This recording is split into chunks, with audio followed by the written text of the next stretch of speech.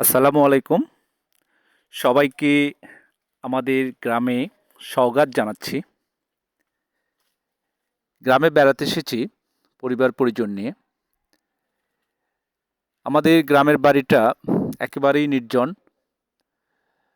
আমার মা ২ বছর আগে চলে গেছেন আমাদেরকে ছেড়ে। তারপর থেকেই বাড়িটা ফাঁকা পড়ে থাকে। একেবারে জরাজীর্ণ আপনারা দেখতে পাচ্ছেন। গাছ-গাছড়া একটা জঙ্গলের মতো হয়ে গেছে। আমাদেরও অনেকদিন হলো থাকা হয় না এই বাড়িটাতে। আজকে চলে এসেছি পরিবার-পরিজন নিয়ে।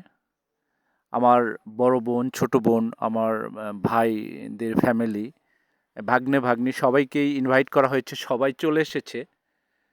সবার জন্য খাবার রান্না হচ্ছে। সেই সঙ্গে গ্রামের মসজিদেও একটা তবারকের ব্যবস্থা করেছি আমরা। আজকে শুক্রবারের দিন মসজিদে হলো রান্না চলছে মসজিদের জন্য। গ্রামবাসীদের নিয়েও একটা খাওয়া হবে ইনশাআল্লাহ।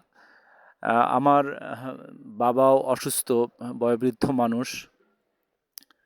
সবাই মিলে বেশ একটা প্রফুল্ল মেজাজে একটা কি বলবো? একটা বনভোজন চলে যেটা গ্রামে। আসলে গ্রামটা একটা রিয়েলিটির সঙ্গে থাকে সবাই গ্রামে।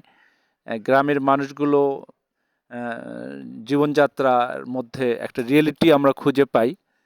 সেই রিয়েলিটির স্বাদ নিতে আমরা চলে এসেছি। এই যে আয়শা মাটিতে খেলছে। অ্যা ওদেরকে আমরা কোনো বাধাও দিচ্ছি না। ওরা মাটির সঙ্গে মিশে যাচ্ছে। এখানে অ্যা সবাই কেমন জানি একটা প্রাকৃতিক সবার মধ্যে অ্যা একটা আনন্দ উৎসব বিরাজ করছে। আমরা আমরাও এনজয় করছি। আসলে সবারই উচিত গ্রামগুলোর তে ফিরে যাওয়া। গ্রামের যে একটা শিকড় আছে আমাদের, গ্রাম থেকে আমরা অনেক কিছু শিখতে পারি। শহরের জীবনগুলো তো যান্ত্রিক, সবাই কর্মব্যস্ত, সময় পার করে। এই যান্ত্রিক সময়গুলোর মাঝে আমরা ভুলেই যাই যে একটা জীবনের স্বাদ তো আসলে গ্রামেই থাকে। আমার বাবা উনি গ্রাম ছেড়ে কোথাও যেতে চায় না। মাঝে, মাঝে জোর করে আমরা নিয়ে যাই শহরে কিন্তু থাকতে পারে না। ওনার ফাপড় করে। উনি তাই আবার ছুটে আসে এখানে। এখানে ওনাকে দেখার মতো তেমন কেউ নেই। বাড়িতে কিছু গৃহপরিচারিকা আছেন, আরও ২-১ জন। আমরাও মাঝে, মাঝে আসি কিন্তু থাকা হয় না। আজকে অ্যা সেই আয়োজনটাই চলছে। সবাই মিলে আনন্দ উৎসব করার জন্য আগামীকালকেও একটা বনভোজনের আয়োজন করেছি আমরা। সবাই মিলে ভালো লাগছে। সবাই সবার বাড়িতে যাবেন। সবার এই পরিবার-পরিজন নিয়ে তাতে হবে কি সবার ফ্যামিলির সঙ্গে আরও পরিবারের যারা আরও জ্ঞাতিগোষ্ঠী যারা আত্মীয়স্বজন আছে সবার সঙ্গে একটা কানেক্টিভিটি তৈরি হবে।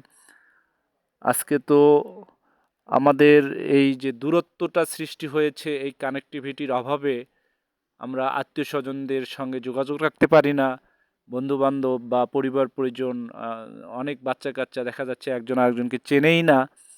এই বিষয়গুলোকে অ্যা আমাদের সচল রাখতে হলে আসলে গ্রামে যাওয়া উচিত। সবাই আসবেন ইনশাআল্লাহ।